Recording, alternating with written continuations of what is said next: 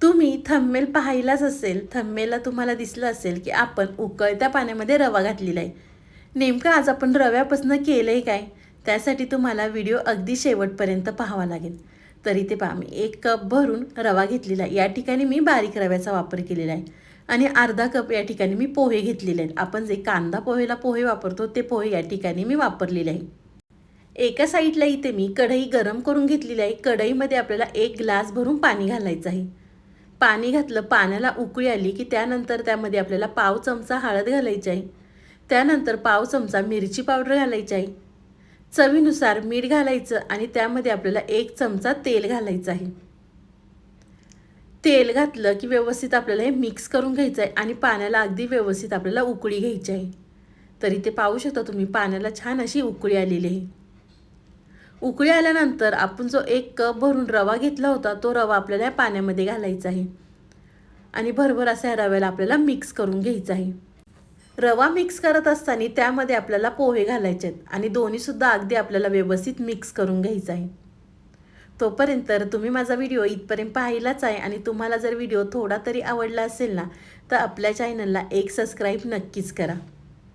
तर इथे पाहू शकता तुम्ही, मी एकसारखा रवा आणि पोहे हलवून घेतलेला आणि छान याचा गोळा तयार झालेला आहे.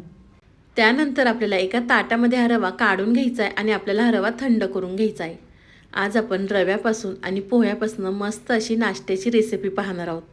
तुम्ही यापूर्वी कधी केलीसुद्धा नसेल तर एकदा नक्कीच करून पहा. तर इथे मी एका ताटामध्ये रवा काढून घेतलेला आहे, तर आपल्याला थंड करून घ्यायचा आहे. त्यानंतर इथे मी 4 उकडलेले बटाटे साल काढून घेतलेले आहे. त्यानंतर आपल्याला पावभाजीच्या मॅशरने व्यवस्थित हे बटाटे मॅश करून घ्यायचे आहेत.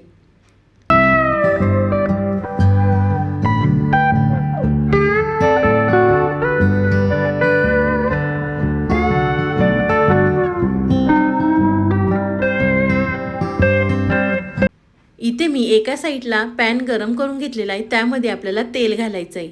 या ठिकाणी मी 2 चमचे तेल घातलेलं आहे. तेल गरम झालं की त्यामध्ये आपल्याला 1 चमचा भरून जिरे घालायचे आहेत आणि तेलावर जिरे छान असे आपल्याला भाजून घ्यायचे आहेत. तर इथे मी जिरे भाजून घेते. जिरे भाजल्यानंतर त्यामध्ये आपल्याला इथे मी 2 ते 3 मिरच्या बारीक कट करून घेतल्या होत्या, तर आपल्याला मिरच्या घालायच्या आहेत. जर तुमच्या घरात लहान मुलं असतील तर या ठिकाणी तुम्ही मिरच्यांचा वापर नाही केला तरी चालणार आहे. तर आपल्याला तेलावरती मिरच्या छान अशा भाजून घ्यायच्या आहेत. मिरच्या भाजल्यानंतर त्यामध्ये आपल्याला कांदा घालायचा. या ठिकाणी मी 1 कांदा, त्यामधला अर्धा कांदा या ठिकाणी वापरलेला आहे. तर आपल्याला कांदासुद्धा छान असा भाजून घ्यायचा आहे. कांदा भाजत असताना त्यामध्ये आपल्याला आलं आणि लसणाची पेस्ट घालायची आहे. तर इथे मी अर्धा चमचा आलं लसणाची पेस्ट घातलेली आहे. तीसुद्धा आपल्याला कांद्यावरती छान अशी परतून घ्यायची आहे. मस्त अशी रेसिपी आहे बरं का. तुम्ही नाश्त्यासाठी किंवा मुलांच्या टिफिनसाठी नक्कीच करू शकता. तर कांदा छान भाजल्यानंतर त्यामध्ये आपल्याला मॅश करून घेतलेले बटाटे घालायचे आहेत. बटाटे घातल्यानंतर ते सुद्धा कांद्यामध्ये आपल्याला व्यवस्थित मिक्स करून घ्यायचे आहेत. मिक्स केल्यानंतर त्यामध्ये आपल्याला काही मसाले घालायचे आहेत. या ठिकाणी मी 1 चमचा चाट मसाला घातलेला आहे. तुम्ही चाट मसाल्याच्या ऐवजी आमचूर पावडरसुद्धा या ठिकाणी वापरू शकता. चाट मसाला घातला की त्यामध्ये आपल्याला अर्धा चमचा मिरची पावडर घालायची आहे. छोटा अर्धा चमचा आपल्याला हळद घालायची आहे. त्यानंतर आपल्याला अर्धा चमचा बेडगी मिरची पावडर घालायची आहे रंगासाठी. त्यानंतर भरपूर अशी कट केलेली कोथिंबीर घालायची आहे आणि चवीनुसार मीठ घालायचं आणि छान हे आपल्याला व्यवस्थित मिक्स करून घ्यायचं आहे. अगदी हा बटाट्याचा मसाला अगदी चटपटीत हा मसाला तयार होतो बरं का. तोपर्यंत तुम्ही माझा व्हिडिओ इथपर्यंत पाहिलाच आहे आणि अजूनसुद्धा लाईक केलं नसेल ना, तर प्लीज एक लाईक नक्कीच करा. साईडचं बेल आयकॉनसुद्धा प्रेस करा, म्हणजे तुम्हाला नवीन नवीन व्हिडिओ पाहायला मिळतील. इथे पाहू शकता तुम्ही, मी बटाटा छान असा मिक्स करून घेतलेला आहे. त्यानंतर आपल्याला एका साईडला ठेवायचं आहे.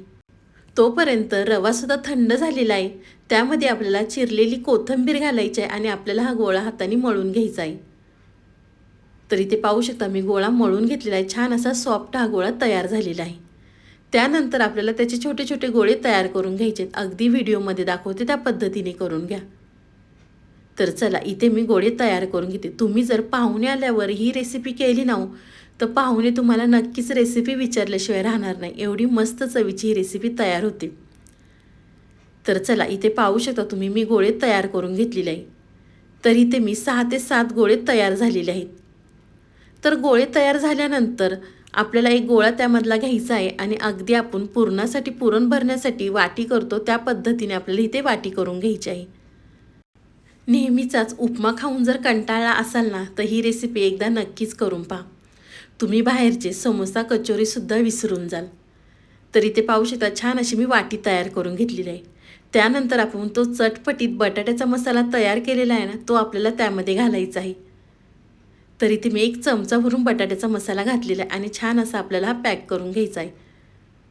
तर इथे मी सिलेंडरसारखा आकार देणार आहे. अगदी तुम्हाला जो आवडेल तो आकार तुम्ही या ठिकाणी देऊ शकता. तर मी तुम्हाला इथे 2 आकाराचे दाखवणार आहेत. आज आपण रव्यापासून आणि बटाट्यापासून छान असे कटलेट तयार करणार आहोत. नेहमीच आपण वेगळ्या वेगळ्या पद्धतीने कटलेट बनवत असाल तर तुम्ही एकदा या पद्धतीने नक्कीच बनवून पहा. इथे पाहू शकता तुम्ही मी दोन्हीसुद्धा किनारी एकावर एक ठेवून छान असं हे पॅक करून घेतलेलं आहे. त्यामुळे आपल्याला बटाट्याचा मसाला हा बाहेर येणार नाही. तर छान आपलं एक इथे कटलेट तयार झालेला आहे की नाही मस्त आणि नवीन रेसिपी.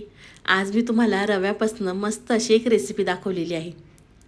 तर चला इथे एक कटलेट तयार झालेला आहे. त्यानंतर इथे मी दुसऱ्या आकाराचा तुम्हाला या ठिकाणी कटलेट दाखवणार आहे. तुम्हाला दोन्हींपैकी कोणत्याही आकाराचं कटलेट आवडलं तर तुम्ही या ठिकाणी करून घेऊ शकता.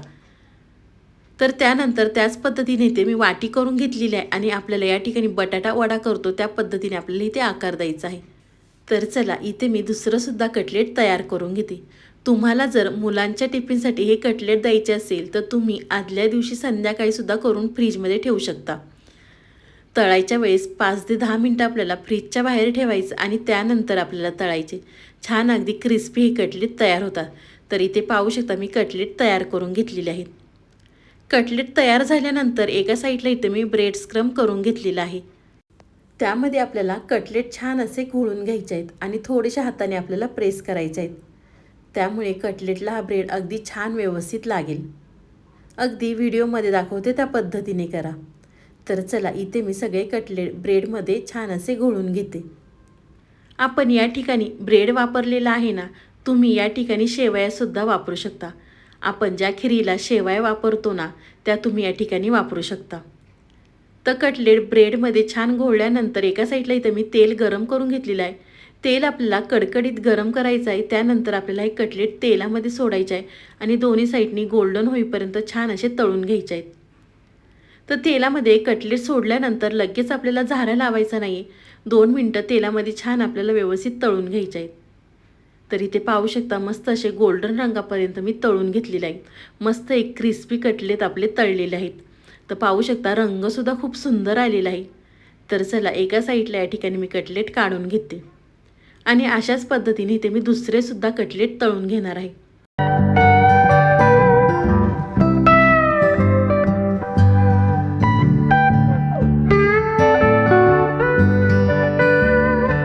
इथे मी सगळे कटलेट तळून घेतलेले आहेत. तुम्ही ही कटलेट टोमॅटो केचप संग किंवा हिरव्या चटणी संग सुद्धा खाऊ शकता. मस्त आपले हे रव्यापासून कटलेट तयार झालेले आहे. तुम्हाला ही माझी आजची रेसिपी कशी वाटली ती मला नक्कीच कमेंट करून कळवा.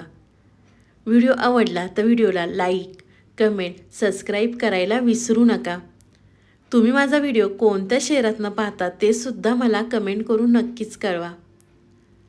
तर चला तुम्ही माझा संपूर्ण व्हिडिओ पाहिल्याबद्दल थँक्यू सो मच.